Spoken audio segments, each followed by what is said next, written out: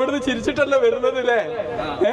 പിന്നെ ചിരിപ്പിക്കാൻ ഈ ബസ്സിൽ ഇങ്ങനത്തെ ഒരാളുണ്ടായിരുന്നെങ്കിൽ ഇന്നെ വിട്ട് കുളിക്കേണ്ട ഒരു കാര്യമില്ലായിരുന്നു. ഓക്കെ, നമുക്ക് എന്നാലും ഇപ്പൊ ഗുഡ് ഈവനിങ്, ഗുഡ് നൈറ്റ് അല്ലേ? രാത്രി ആവാറായി. നമുക്ക് എല്ലാവർക്കും ഒന്ന് കൈ കൊടുത്തിട്ട് ഒരു ഷെയ്ക്ക് ഹാൻഡ് കൊടുത്തിട്ട് നമുക്കൊന്ന് ചിരിക്കാം അല്ലേ? ഞാൻ എന്താ നമ്മുടെ പ്രിയപ്പെട്ട കരീംകാക്കന്നെ കൊടുക്കുകയാണ്. നമസ്കാരം കരീംക.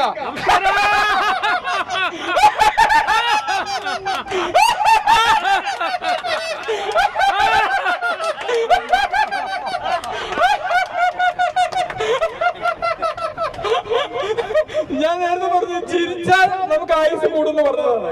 അപ്പൊ ചിരി അഭ്യസിക്കണമെന്ന് നിങ്ങൾക്കറിയാം. അപ്പൊ നമുക്ക് ചിരി കൊണ്ടുള്ള കുറച്ച് അഭ്യാസങ്ങൾ കൂടി കാണിക്കാം. അപ്പൊ നമുക്കൊരു വണ്ടി ചാവി കൊടുത്തിട്ട് നമുക്ക് എങ്ങനെ ഇതാക്കാൻ നോക്കാം. അപ്പൊ നമ്മളൊരു വണ്ടിന്റെ ചാവി കൊടുക്കുകയാണ്, എന്നിട്ട് ചിരിക്കുകയാണ്. ഓക്കെ, ഞാൻ ആദ്യം കാണിച്ചു തരും, പിന്നെ നമ്മൾ ഒരുമിച്ച് ചെയ്യും. ഓക്കെ,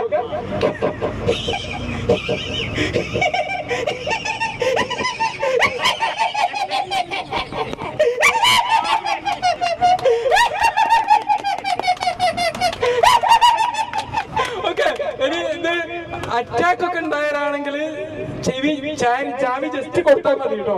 പുഞ്ചിരിയിൽ ഒതുക്കണേ, ആനി ചിരിക്കണ്ട. ഒന്ന് നോക്കല്ലേ? ഓക്കെ, എല്ലാരും ഒരുമിച്ച് ചാവി എടുക്കി. ചാവി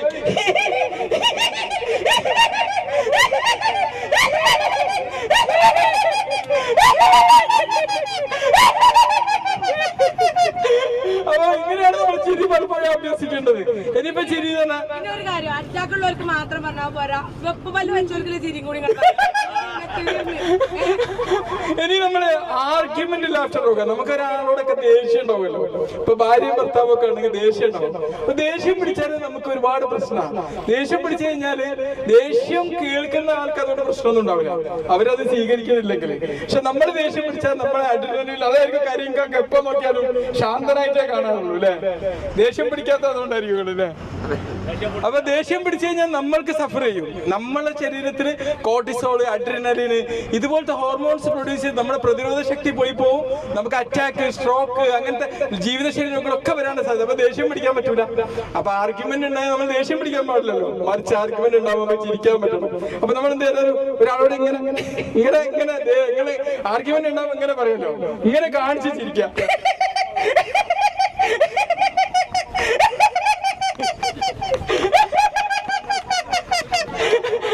ഒന്നെല്ലാരും അങ്ങോട്ടും ഇങ്ങോട്ടും നോക്കിയിട്ടുണ്ടാക്കി.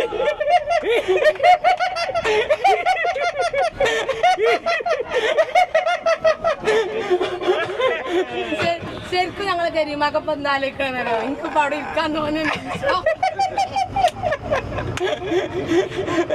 ഇനി നമുക്ക് കയ്യടി ലാഫ്റ്റർ യോഗമാണ്. ഓക്കെ, നമ്മൾ ചിരിച്ചുകൊണ്ട് ലാഫ്റ്റർ യോഗ ചെയ്യണം. ഓക്കെ, ഇപ്പൊ ഈ ലാഫ്റ്റർ യോഗ എന്ന് പറഞ്ഞാൽ നിങ്ങൾ വിചാരിക്കേണ്ടത് കുട്ടികളിയാണ്. ഇത് നമ്മൾ സാധാരണ യോഗ ചെയ്യുന്നത് പോലെ തന്നെ നമുക്ക് ഫേഷ്യൽ യോഗ ഒക്കെ ചെയ്യുന്നുണ്ടല്ലോ, അതുപോലെ തന്നെ ഒരു ഭയങ്കരമായിട്ട് ഒരു സൈക്കോളജിക്കലി എഫക്റ്റീവ് ആയിട്ടുള്ള ഒരു സംഭവമാണ്.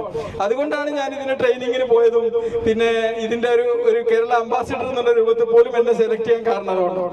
കാരണം അതിനോടൊരു ഇൻട്രസ്റ്റ് കാണിച്ചെന്ന് പറഞ്ഞാൽ വെറും രോഗങ്ങൾക്ക് മരുന്ന് മാത്രം കൊടുത്താൽ പോരാ, മറിച്ച് അവരുടെ ജീവിത ശൈലിയിലും ഒരുപാട് മാറ്റങ്ങൾ വരുത്തണം എന്നുള്ളത്. നമ്മൾ കുട്ടിക്കാലത്ത് നമ്മൾ ഒരുപാട് ചിരിച്ചിട്ടുണ്ട് അല്ലെ? ഒരുപാട് നമ്മൾ കുട്ടികൾ ചിരിക്കുന്ന ആ ഒരു സാധനം നമ്മൾ ഉപയോഗപ്പെടുത്തുന്നില്ല. ചിരിച്ചാൽ എന്തൊരു മഹാഭാവ എന്നുള്ളൊരു ധാരണ. ഒരു മരിച്ച വീട്ടിൽ പോലും അവിടെ ആത്മനിയന്ത്രണം പാലിച്ച് ഒരു ചെറു പുഞ്ചിരിയോടെ നിൽക്കുന്ന ഒരു മനുഷ്യനുണ്ടെങ്കിൽ അയാൾക്കായിരിക്കും മരിച്ച വ്യക്തിയോട് ഏറ്റവും സ്നേഹം ഉണ്ടാക്കുക. കാരണം അയാൾ ആ ജീവിതത്തിൽ ഉത്തരവാദിത്തം ഏറ്റെടുക്കുന്ന ആളായിരിക്കും. മനസ്സിലായില്ലേ? അപ്പൊ എന്ത് ചെയ്യാം, നമ്മള് അടുത്തത് നമ്മൾ ചെയ്യേണ്ടത് ഒരു മിൽക്ക് ഷേക്ക് ലാഫ്റ്റർ യോഗ കാണിച്ചു തരാം. Okay, clapping laughter yoga. അപ്പൊ നമ്മൾ ഇതിനൊരു ടോൺ ഉണ്ട്. നമ്മുടെ കൈ രണ്ടും ഇങ്ങനെ വെച്ചിട്ട് ഹോ ഹോ ഹോ ഹോ എന്റെ ക്യാമറ അടിച്ചു പൊട്ടിക്കല്ല, ഇനി കൈ അടിക്കണ്ട, ഇനി ക്യാമറ അടിച്ചു പൊട്ടിക്കുമ്പോൾ പിന്നെ നോക്കാൻ കാണിക്ക്. ഹോ ഹോ ഹോ ഹോ ഹോ ഹോ ഹോ എന്തും അധികമായ പ്രശ്നമാണ്. ഒരു ലാഫ്റ്റർ കൂടിയും കാണിച്ചു തരാം. അതെന്താ വെച്ചാൽ മിൽക്ക് ഷേക്ക് ലാഫ്റ്റർ യോഗ എന്നാണ്. അപ്പൊ നമ്മൾ എന്ത് ചെയ്യാം, ഒരു മിൽക്ക് ഷേക്ക് ഉണ്ടാക്കുന്ന പോലെ നമ്മൾ ഇങ്ങനെ ഒരു ഗ്ലാസ് കയ്യിലെടുക്കുന്നു, വേറൊരു ഗ്ലാസ്സിൽ നിന്ന് മിൽക്ക് ഇങ്ങോട്ട് ഒഴിക്കുന്നു, എന്നിട്ട് ഇങ്ങോട്ട് ഒഴിക്കുന്നു, എന്നിട്ട് കുടിക്കുന്നു. Okay, ready? യോ യോ യോ യോ യോ യോ. ഓക്കെ, നിങ്ങൾ രണ്ട് വാക്ക് പറഞ്ഞു ലാഫ്റ്റർ യോഗയെ കുറിച്ചുള്ള അഭിപ്രായം. കരിങ്കാന യാത്ര എല്ലാം കൊണ്ടും വളരെ ഭംഗി നമുക്ക് എല്ലാവർക്കും അറിയാം. കാരണം നമ്മുടെ കോമോ കെയറിന്റെ സഹോദരി ആണെങ്കിലും നമ്മുടെ ഇപ്പൊ ഡോക്ടർ ആണെങ്കിലും അതുപോലെ തന്നെ നമ്മൾ അങ്ങോട്ട് പോയപ്പോൾ 2 സിസ്റ്റർമാരാണെങ്കിലും അതുപോലെ തന്നെ നമ്മുടെ കുട്ടി സാഹിബ് അടക്കമുള്ള ആളുകളുടെ പാട്ടും കാര്യങ്ങളും അതുപോലെ തന്നെ ഇതിലെ സഹോദരിമാരുടെ ഡാൻസും ഒക്കെ അമ്മമാരുടെ ഡാൻസും പരിപാടി വലിയ രീതിയിൽ നമ്മൾ ഇന്നത്തെ ഒരു ദിവസം വലിയ രീതിയിൽ ആഘോഷിച്ചു എന്ന കാര്യത്തിൽ സംശയമില്ല. എന്താണെങ്കിലും ഇതിൽ പങ്കെടുത്ത എല്ലാ ആളുകൾക്കും ഇന്നത്തെ ദിവസം 2025 ജനുവരി 22 ഒരിക്കലും മറക്കാൻ സാധിക്കുകയില്ല എന്നാണ് ഞാൻ മനസ്സിലാക്കുന്നത്.